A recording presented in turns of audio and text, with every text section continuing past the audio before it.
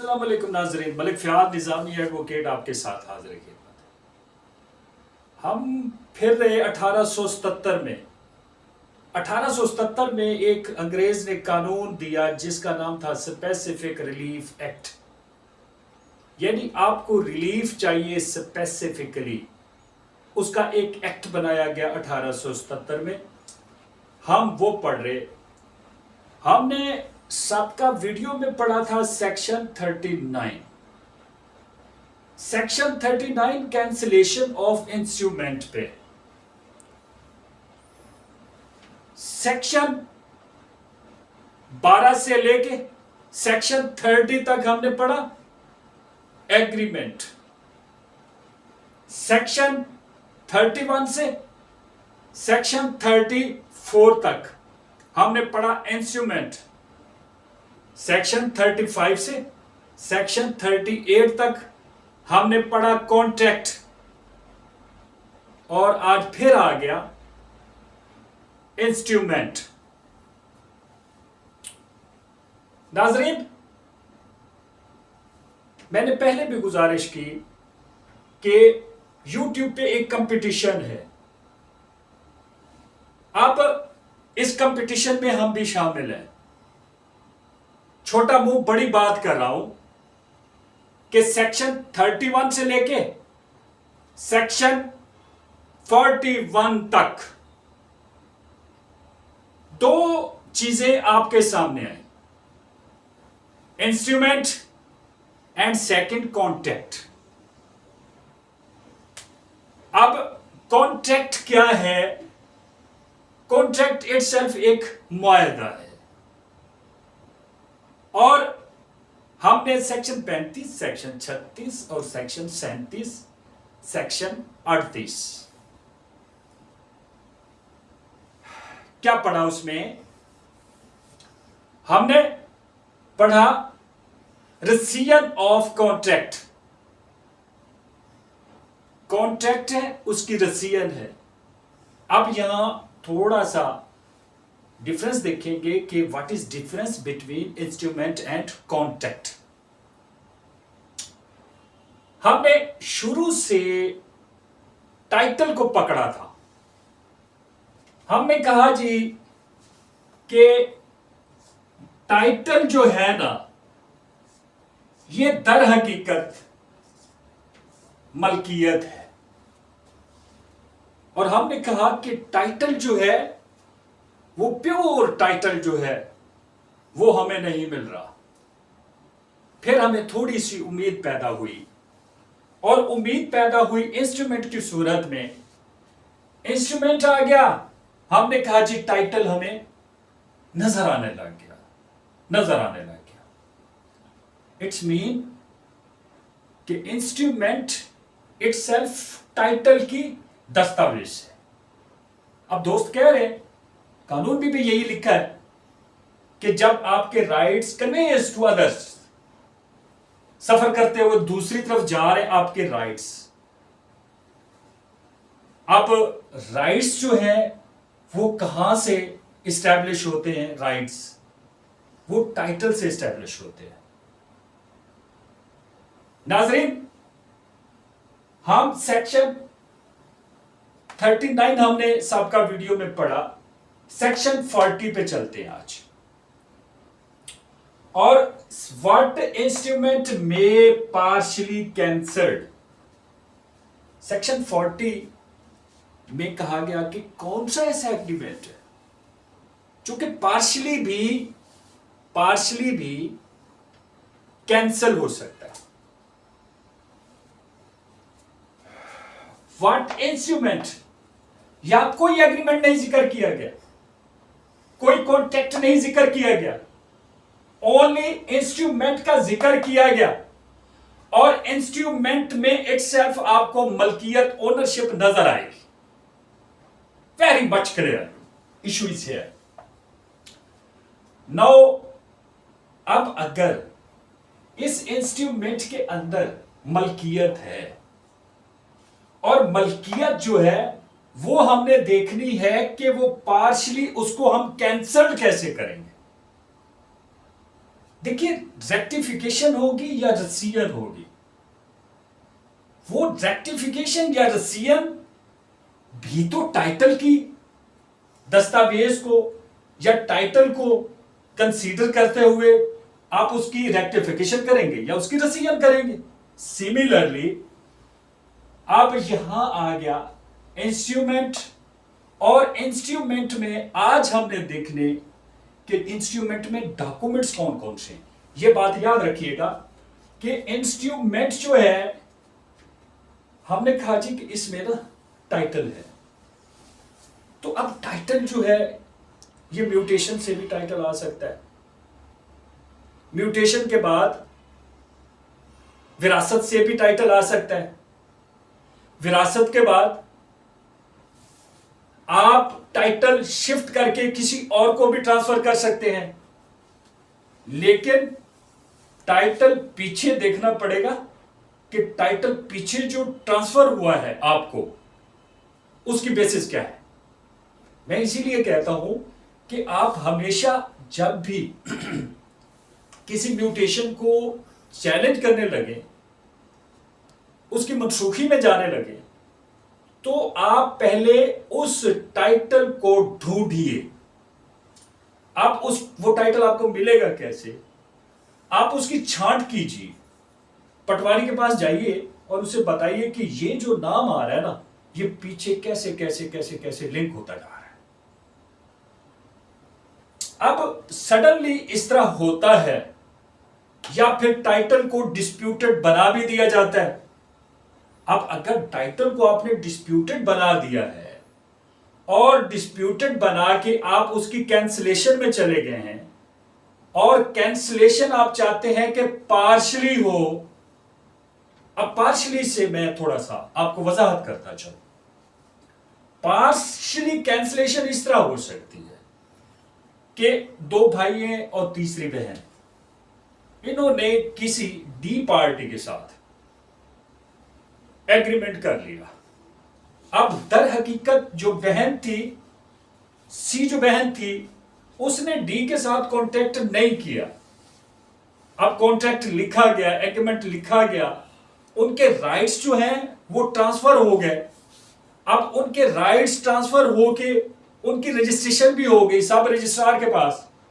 तो अब उसकी जो मनसूखी आप मांगेंगे, उसकी कैंसिलेशन मांगेंगे, तो वो कैंसिलेशन होगी पार्शियल कैंसिलेशन। देखिए अब भाई जो है, भाई तो खैर उस एग्रीमेंट को मान रहे हैं कि हमने एग्रीमेंट किया है। अब जो सिस्टर है, जो हमशीरा है, वो कह रही है कि मैंने एग्रीमेंट नहीं किया, तो मेरी हद तक जो है उस एग्रीमेंट को मनसूख कर दिया जाए। अब एग्रीमेंट दर हकीकत क्या है, कॉन्ट्रैक्ट है, और कॉन्ट्रैक्ट के लिए उन्होंने कहा जी रिसीयल ऑफ कॉन्ट्रैक्ट।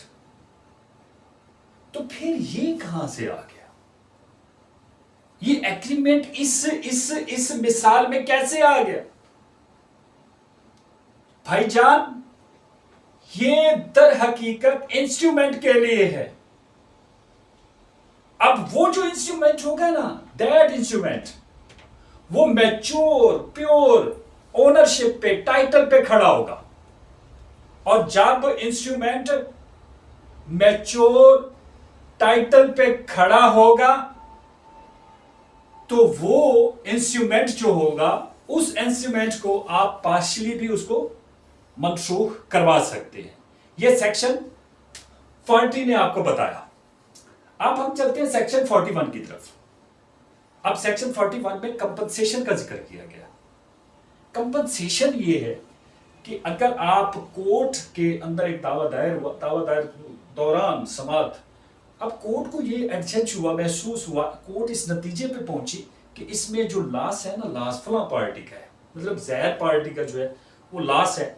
तो उस लॉस को फुलफिल करने के लिए, उसमें इक्विटी जो है वो शामिल करने के लिए, उसकी कंपनसेशन करने के लिए, उसकी दादरसी करने के लिए जो कोर्ट एक पेमेंट एडजस्ट करेगी और एडजस्ट करेगी, तो वो पेमेंट जो है वो होगी कंपनसेशन ऑफ दैट पर्सन।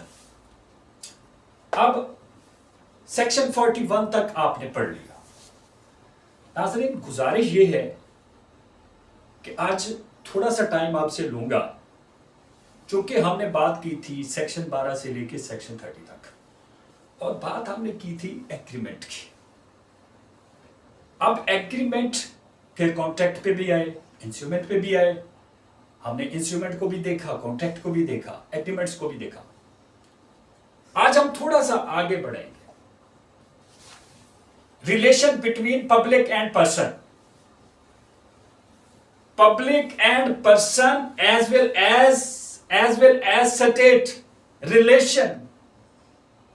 अब पब्लिक का, पर्सन का रिलेशन विद स्टेट एक कायम हो, इस्टैब्लिश हो गया। अब वो जो रिलेशन है ना बिटवीन, वो एग्रीमेंट की सूरत में है। और एग्रीमेंट मैं पहले अपनी वीडियोस में कह चुका कि कॉन्स्टिट्यूशन इज इटसेल्फ एग्रीमेंट, और ऐसा एग्रीमेंट है जो बिटवीन पब्लिक है और बिटवीन स्टेट है।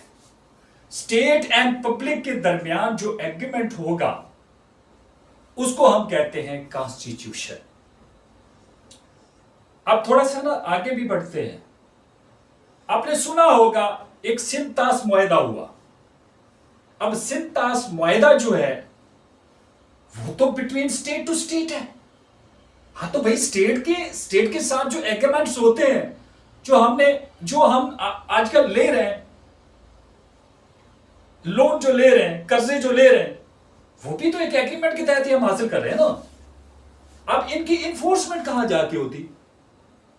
अब इनकी इन्फोर्समेंट बैनुल अक़वामी अदालत में जाके होती। लेकिन एक बात याद रखिए कि अगर आपने स्टेट के साथ, स्टेट से किसी एग्रीमेंट को इन्फोर्स करवाना है, किसी कॉन्ट्रैक्ट को इन्फोर्स कराना है, तो फिर आप क्या करेंगे? उसकी इन्फोर्समेंट मांगेंगे सिविल कोड में जाके। अब यहां ना एक लड़ाई है कि जी कॉन्स्टिट्यूशनल कोर्ट्स बना दी। कॉन्स्टिट्यूशन ने ये कहा कि there are fundamental rights of a person, public of citizen of Pakistan. No, अब देखना ये है कि क्या वो जो बात लिखी गई फंडामेंटल राइट्स की, वो फंडामेंटल राइट्स मिल कहां से रहे? क्या राइट्स हैं?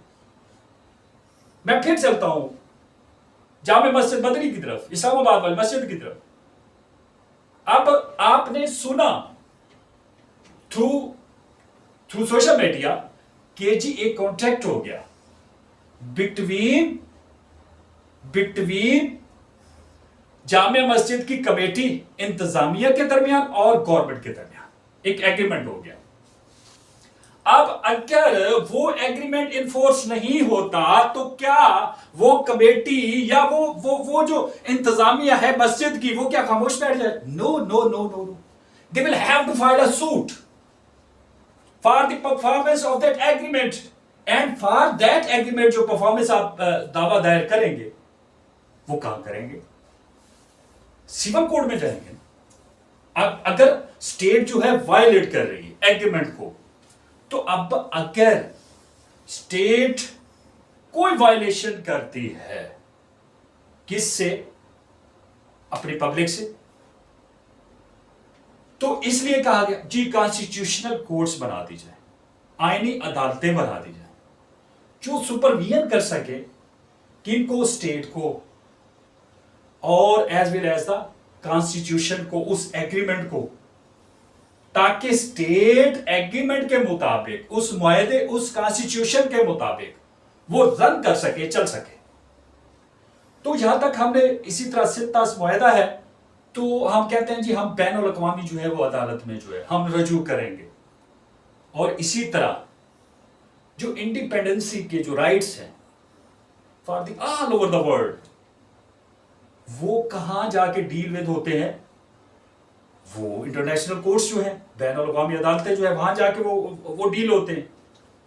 भारत कुछ अलमिये है जो कि हम गजा की सूरत में देख रहे हैं, शाम लबनान की सूरत में देख रहे हैं, पर ये है कि अब हमने देखना ये है कि क्या वो अदालत या अदालतें जो मौजूदा हमारे यहां अदालतें मौजूद हैं वो क्या बामुताबिक कानून काम कर रही है।